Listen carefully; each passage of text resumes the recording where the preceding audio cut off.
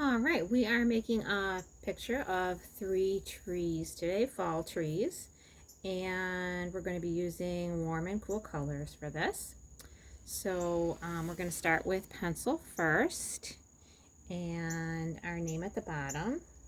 So you would draw with pencil. I'm going to draw with permanent marker so that it shows up on the video. So first thing, always our name at the bottom. And then you're going to, with your pencil, make a little bit of a wavy line towards the bottom of your paper. Not super wavy, for the grass. Then you're going to make 3 tree trunks. I like to do the one in the middle first,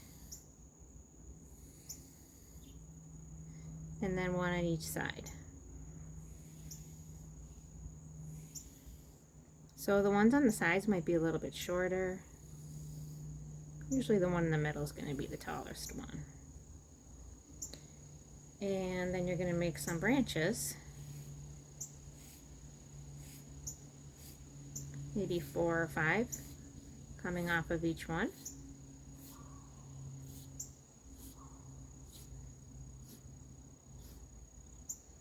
And then some tiny branches coming off of those.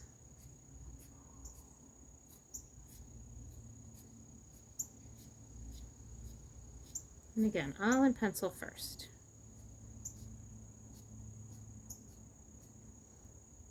And then a little bit higher up, like maybe towards the middle of our paper would be our middle ground, we're going to make a curved line for some hills that are farther away. And then our sky is going to be our background. So you're going to take your crayons next, and you're going to outline over your pencil line, cover up your pencil line.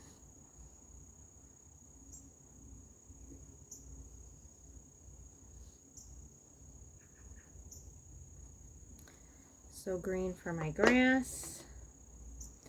I'm going to do purple for my hills. And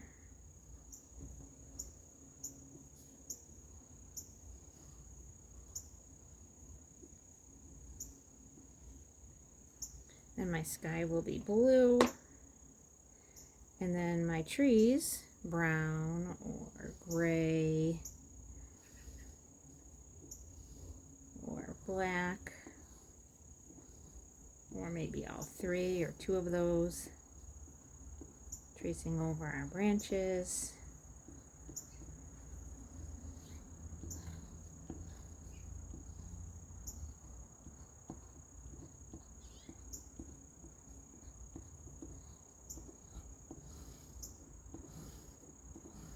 And tracing over our tree trunks.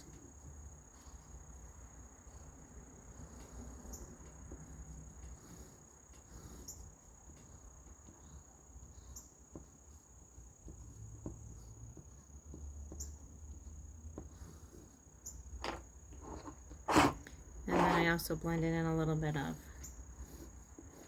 black.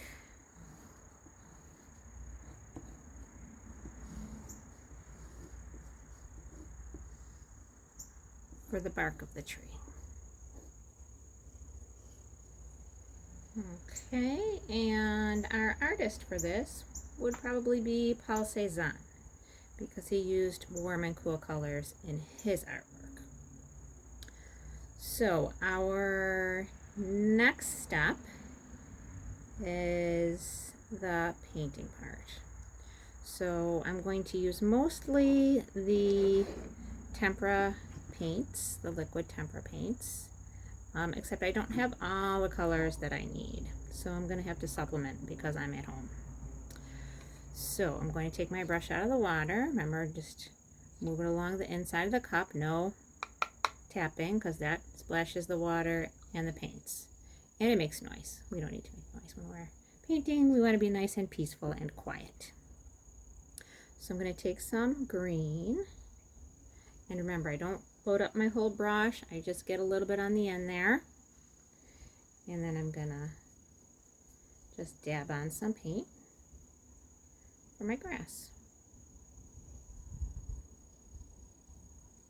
If my paint's coming out real dark, I'll have to paint around my name. This paint's coming out real light, so I can pretty much just paint over my name.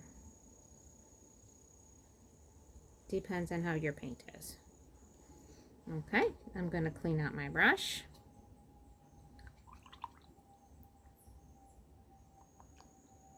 And I'm going to paint my leaves. So I'm going to use some yellow, and I'm going to dab that on. So Paul Cezanne was born in France in 1839, and he died in 1906. And I think he did most of his art actually in France. And he did many paintings of this mountain, which I believe was called St Victoire. So he would do it at like different times of the day or different seasons of the year or from different views.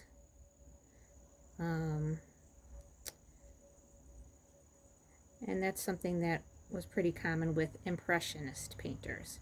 And also his use of warm colors and cool colors was also something that Impressionist painters did too. So we're using our warm and cool colors for our artwork. Warm colors tend to stand out, and the cool colors kind of recede or hang back. They're not usually as noticeable. Okay, I'm going to clean out my brush in between,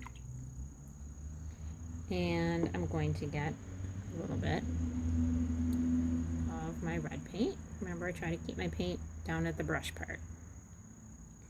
And I'm going to dab on my red. Now I was hoping that some of my red on my paper would overlap and mix with the yellow to give me some orange, but it didn't work out that well.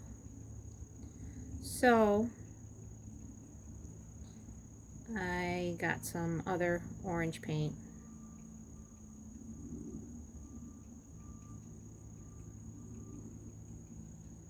from my tempera cakes that I had at home.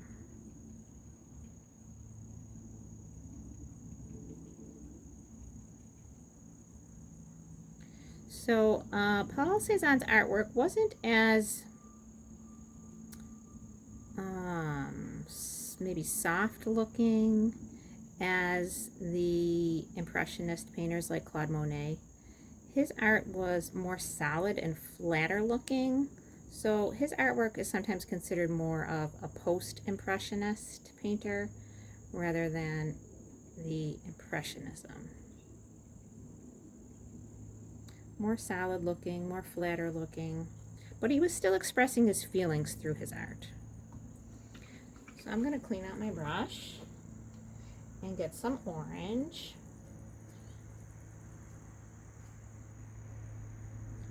So I can get all three of my warm colors in my fall trees.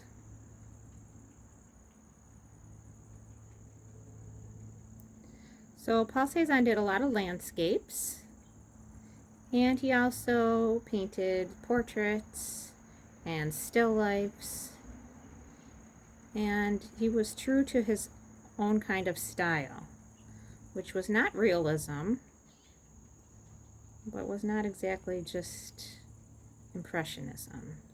So he kind of shocked people with his own kind of style of art.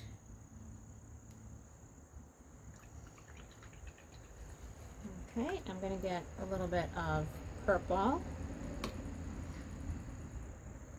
And again, I didn't have that with my liquid tempera, so I'm just going to kind of dab it on.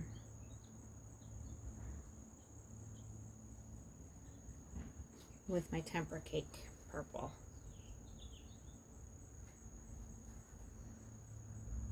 So it's okay to leave a little bit of white showing in this kind of art.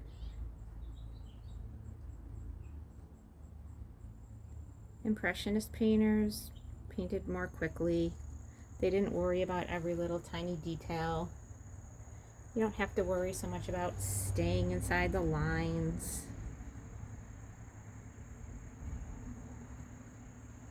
It's a little bit more relaxed and less worrisome kind of art. Okay, cleaning out my brush really well. And then I'm going to get some of my blue.